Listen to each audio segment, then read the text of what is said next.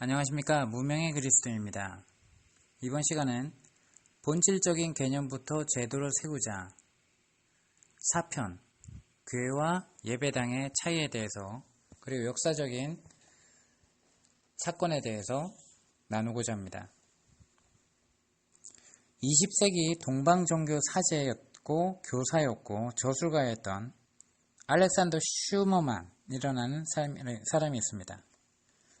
이 사람이 이렇게 얘기합니다. 옛 종교를 대체하는 과정에서 기독교도 종교가 되어버렸다.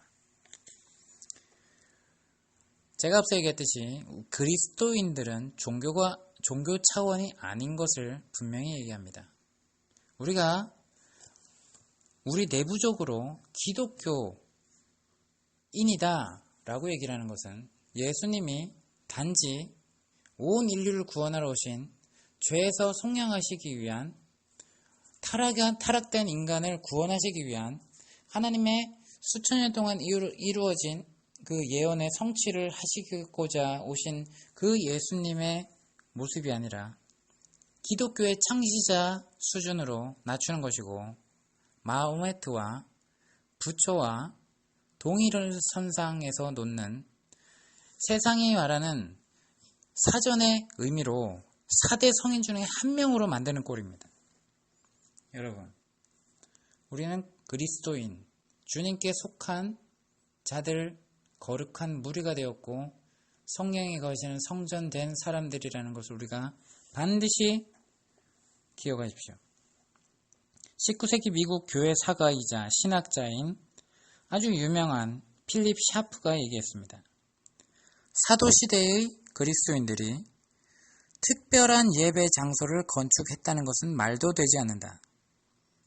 세상의 구주가 마국간에서 태어나셨고 산에서 승천하셨듯이 그분의 사도들과 그들의 후예들은 3세기까지 거리에서, 저자에서, 산에서, 배 안에서, 무덤에서, 처마 밑에서, 광야에서, 그리고 회심한 사람들의 집에서 말씀을 전했다. 그러나 그 이후로 세계 방방곡곡에서 십자가에 달린 구속자를 기린다고 얼마나 많은 값비싼 수많은 교회당과 채플이 지어졌고 또 계속 지어지고 있는가. 오호라, 그 구속자가 이 땅에서 굴욕을 당하실 때는 머리 둘 곳조차 없었는데 말이다. 라고 통탄하며 이렇게 글을 남겼습니다. 때로는 다른 이들이 그렇게 얘기합니다. 3세기까지 핍박을 받았기 때문에 어쩔 수 없이 그렇게 전했던 거 아니야 라고 말할 수 있습니다. 하지만 그것은 다른 개념입니다. 오늘날 많은 그리스도인들이 그 예배당 컴플렉스가 우리 생각 속에 깊이 뿌리를 내리고 있습니다. 신자들이 함께 모이기 시작할 때 맨 처음으로 떠오르는 생각이 뭐겠습니까? 우선 건물부터 확보해야 되는 것이다 라고 하겠죠. 왜냐하면 건물 없이 어떻게 그리스도인들이 교회라고 정정당당하게 주장할 수 있겠는가 이런 식으로 생각하죠. 제가 신학대학원을 졸업하고 나서 주님의 인도하심으로 개척교회를 섬기다가 또다시 성령의 강한 부르심을 받고 개척하라 라는 음성을 들었습니다. 근데 아이러니하게도 제가 이러한 개념을 정말 깊이 이해하고 있었다라고 생각했던지 하나님께서 또다시 저에게 제대로 이해했는지 살펴볼 기회를 주셨던 것 같습니다. 개척하라, 나의 몸을 세우라 라고 했을 때 내가 처음 들었던 생각은 상가 싸게 나온 것이 없나, 어디에서 예배를 드리지? 라고 교회 건물을 찾고자 벼룩시장을 찾고 부동산에 가서 좋은 상가 건물이나 예배당을 할 만한 것이 없는가를 먼저 살피고 있는 나의 모습을 보았습니다. 성령께서 저에게 이야기하길 너 뭐하니? 라고 말씀하셨습니다. 그때 순간 든 거는 주님의 몸을 세우라는 것은 전도를 하라는 것이었고 주님이 내게 인도하시는 생명들을 말씀을 전하여서 복음을 전하여서 때로는 잘못 믿음을 갖고 있는 자칭 그리스도인들을 만나서 진정한 복음으로 이끌어서 세우라는 말씀이었던 것입니다. 예배당이 없으면 예배가 안 된다고 생각하게 만들었던 그 뿌리, 저도 제도권 교회에서 오랫동안 신앙생활을 했기 때문에 그 시스템이 탈피되었다라고 생각했지만 제 몸 안에 기억되고 있었고 그것이 다시 솟아올랐던 것입니다. 하나님께서 그것을 깨우쳐 주시고자 그러한 기회를 주셨던 것입니다. 그것이 잘못된 것을 깨닫고 주님 죄송합니다. 주님 회개합니다. 주님께서 알려주신 것들을 다시 잊어먹고 있었습니다. 라고 해서 주님께서 인도하시는 대로 가정에서 예배드리기 시작했습니다. 그리고 나선 생명 한 명 한 명 말씀을 전했고 그들이 회복되고 새로운 초신자들이 주님께로 돌아오는 역사들을 보게 되었습니다.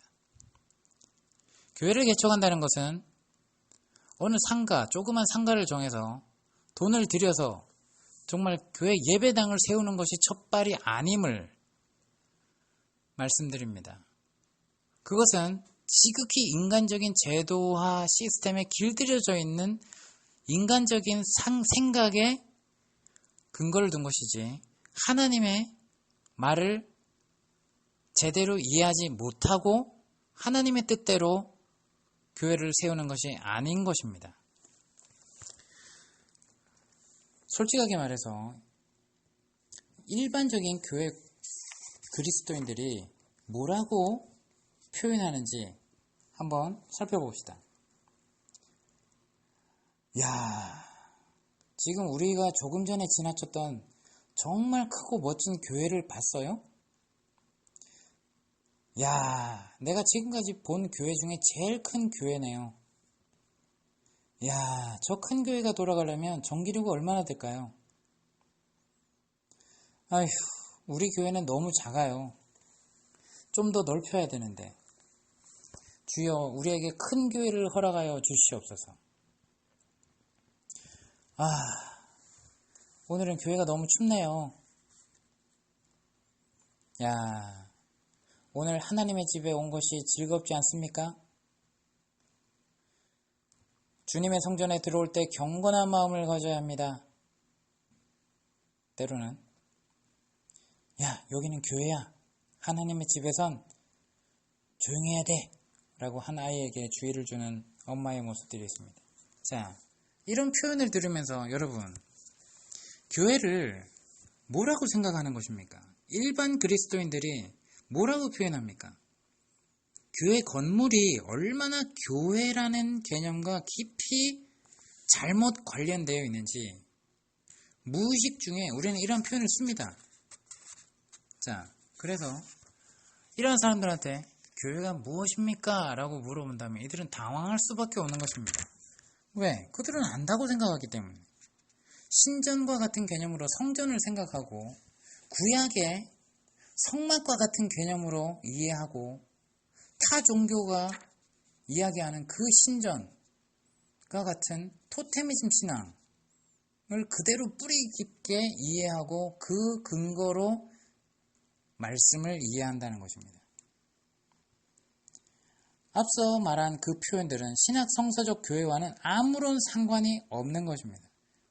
이러한 예들은 타 종교의 사상을 반영하고 말하는 것이죠. 우선적으로는 유대교, 그리고는 이교 사상에 근거를 두고 있다는 것입니다. 고대 유대교에서 세 가지 요소를 중심으로 형성이 되었죠.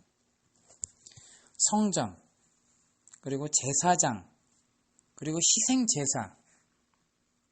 자, 하나님께서 모세에게 이렇게 계시하셨습니다.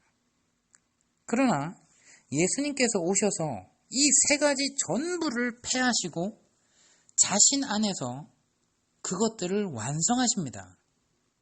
주님 자신이 성전이 되셔서 산 돌들로 만들어진 손으로 짓지 아니한 살아있는 집을 직접 주님 자신이 구현하셨습니다. 주님은 새로운 제사장 제도를 세우신 제사장이십니다. 그리고 자신이 희생제물이 되어서 희생제도를 완성하고 종결시키셨습니다. 자, 결과적으로는 유대교에서 말하는 그렇게 중요시 여기는 성전과 전문 제사장 제도와 희생 제사 제도는 예수 그리스도의 오심까지입니다. 왜? 예수님이 그 모든 것을 가르쳤던 예표였던 실체였기 때문입니다. 그리스도는 모든 것의 완성이시요 실체이신 것입니다. 그리스와 로마 이교 사상에서도 동일하게 유대인과 같이 이 세 가지 요소가 다 나타나죠.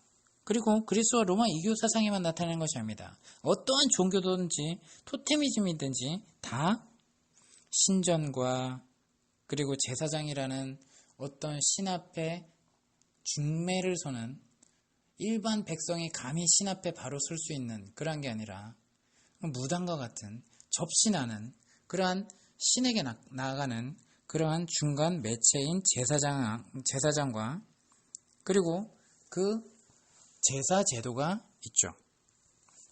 그리스 로마 이교 사상에서도 동일합니다.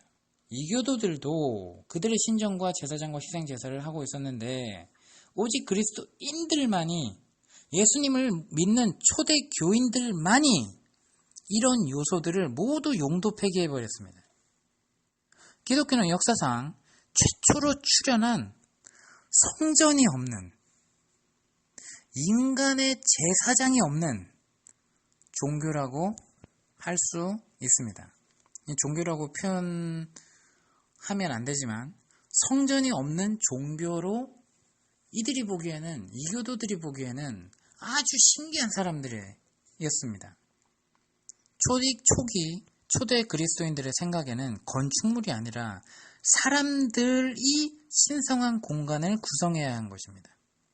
그들 자신이 집합적으로 모였을 때 하나님의 성전이요 하나님의 집이라고 이해했습니다. 놀라운 것은 신약성서 어디에도 교회나 성전이나 하나님의 집을 건물로 지칭한 적이 없다는 사실이라는 것입니다.